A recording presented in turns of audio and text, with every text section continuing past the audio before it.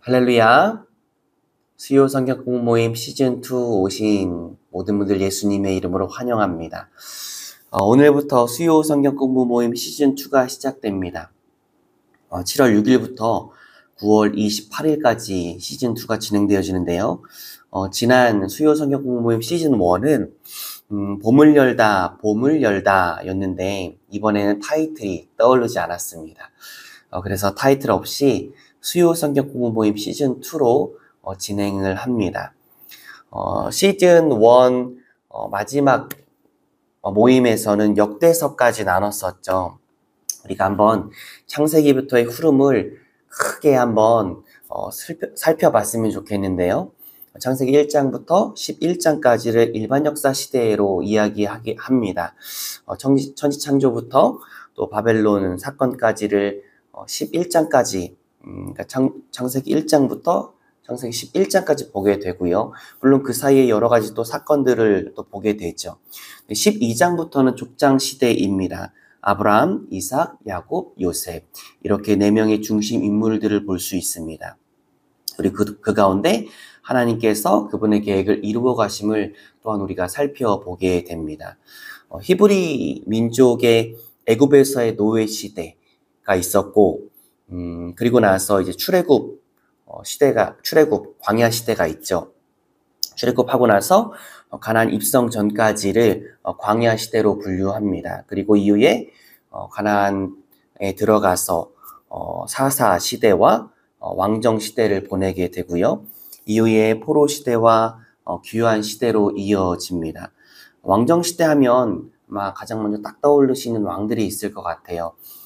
왕정 시대의 가장 초대 왕은 사울입니다.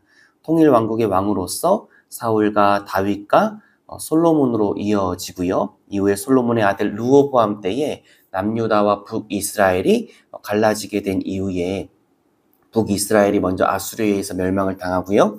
그리고 나서 남유다가 바벨론에 의해서 멸망을 당합니다.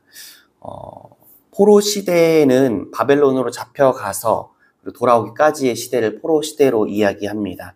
이후에 귀환 시대는 본국으로 귀환해서의 배경을 두는데요. 제가 간략하게 핵심 단어들만 쭉 설명을 드렸는데 그림이 이렇게 대충 그려주시는 분들도 계실 것 같아요. 그건 그거고 그건 그거고 이렇게 그림이 그려지는 분들도 계실 테고 제가 이렇게 시대를 말했을 때에 이 시대가 이 성경이 이 시대구나 이 성경이 이 시대구나 이렇게 맞춰지는 분들도 계실 겁니다. 근데 잘 모르겠다 그러시는 분들도 충분히 계실 수 있어요. 괜찮습니다. 앞으로 성경 공부하면서 반복해서 나누게 될 내용들이니까 걱정하지 않으셔도 됩니다. 오늘 우리가 공부하는 에스라는 귀환 시대에 대한 내용입니다. 귀환 시대요.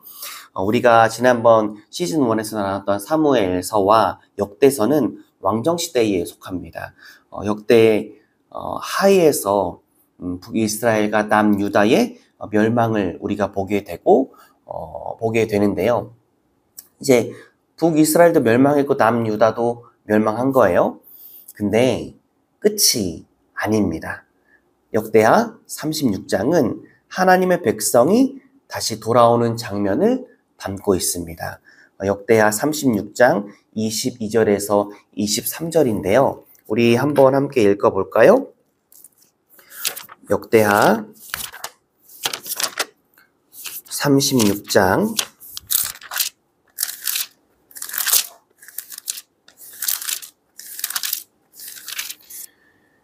22절에서 23절입니다. 제가 읽어드릴게요. 바사의 고레스 왕 원년에 여호와께서 예레미야의 입으로 하신 말씀을 이루시려고 여호와께서 바사의 고레스 왕의 마음을 감동시키심에 그가 온 나라에 공포도 하고 조서도 내려 이르되 바사왕 고레스가 이같이 말하노니 하늘의 신 여호와께서 세상 만국을 내게 주셨고 나에게 명령하여 유다 예루살렘의 성전을 건축하라 하셨나니 너희 중에 그의 백성된 자는 다 올라갈지어다 너희 하나님 여호와께서 함께 하시기를 원하노라 하였더라. 아멘.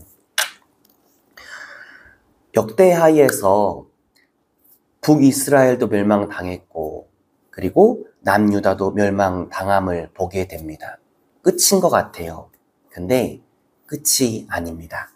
하나님의 약속대로, 하나님의 말씀대로 계속해서 하나님의 백성의 역사가 이어져 나가는 것을 우리가 보게 됩니다.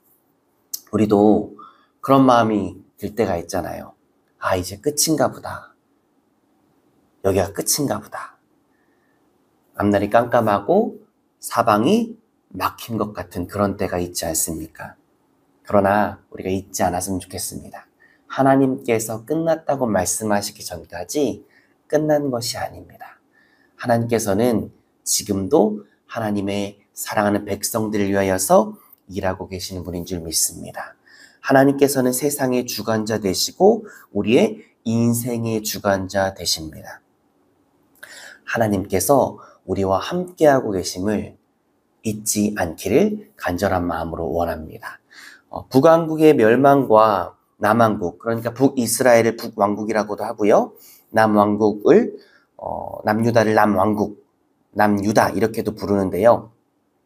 북왕국, 남왕국 멸망이 끝난 것 같이 보였는데 북왕국도 멸망당했고 남왕국도 멸망당했는데 그래서 끝난 것 같이 보이는데 그게 끝이 아니었습니다. 에스라서는 하나님의 신실하심을 보여주고 있습니다. 하나님께서 변함없이 일하고 계심을 에스라서를 통해서도 우리가 보게 되죠. 에스라의 내용을 보면 크게 두 가지 큰 축을 이루고 있습니다. 하나는 성전 재건이고요.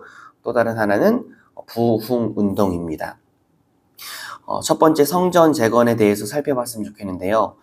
총 에스라가 총 10장으로 이루어져 있습니다. 근데 1장부터 6장까지의 내용이 이 성전 재건에 대한 내용입니다.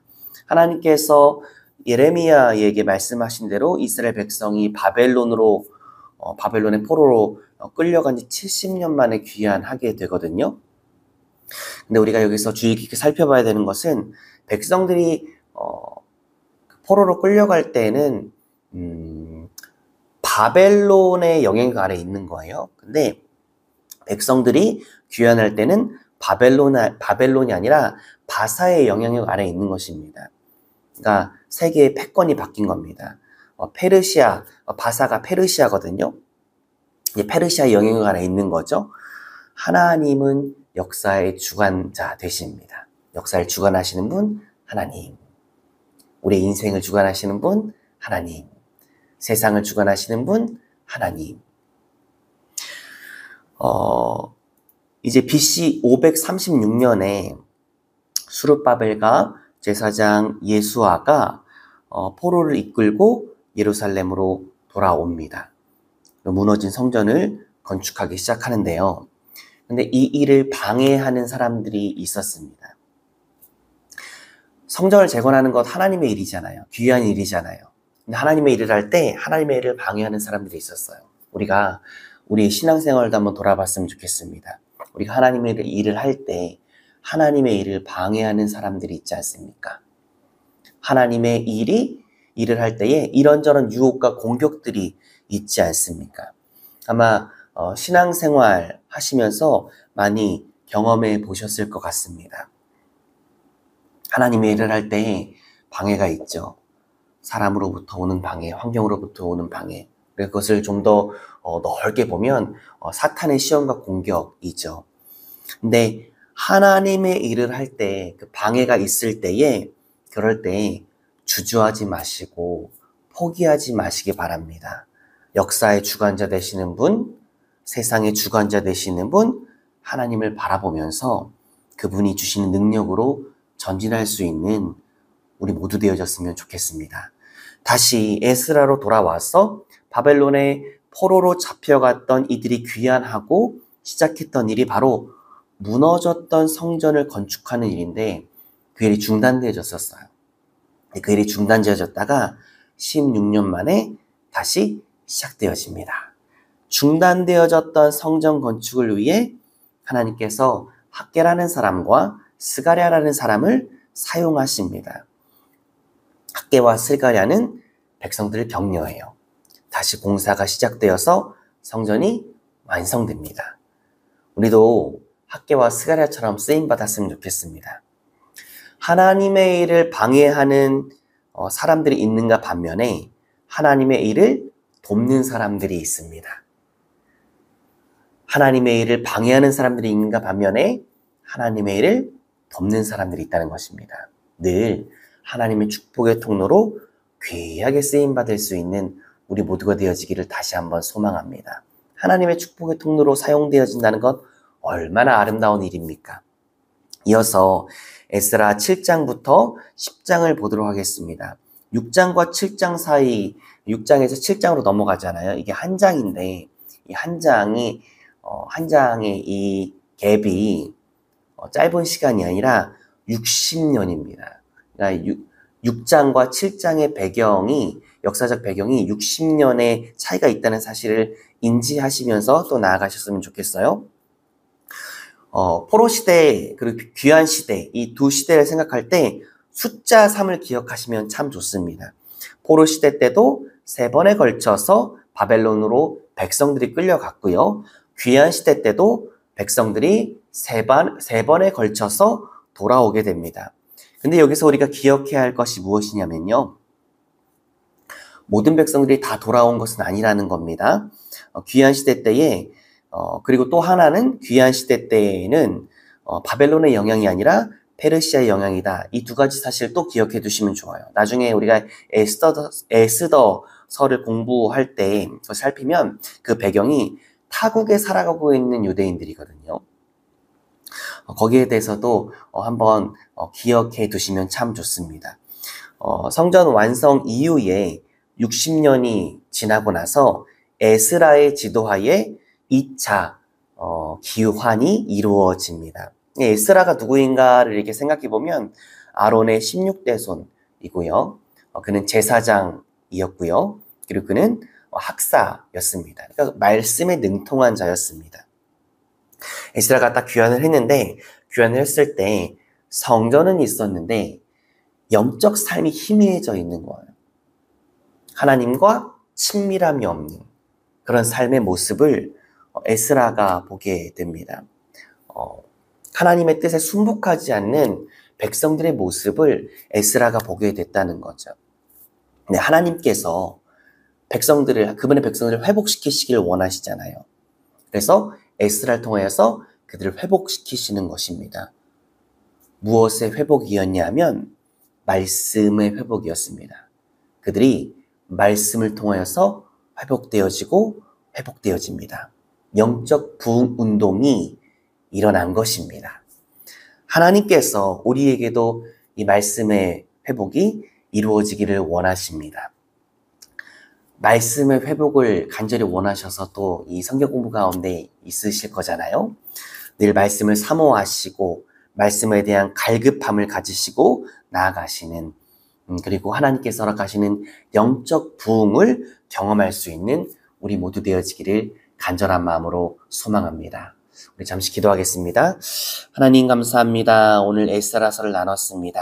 하나님, 에스라서의 배경을 우리가 인지하면서 에스라서를 한 장 한 장 읽어나갈 때에 하나님께서 허락하시는 풍성한 은혜와 깨달음이 더욱더 가득 임할 수 있도록 인도하여 주시옵소서. 우리의 삶의 주관자 되시는 하나님, 인생의 주관자 되시는 하나님, 세상의 주관자 되시는 하나님을 찬양할 때에 살아서 역사하시는 예수님의 이름으로 기도드립니다. 아멘.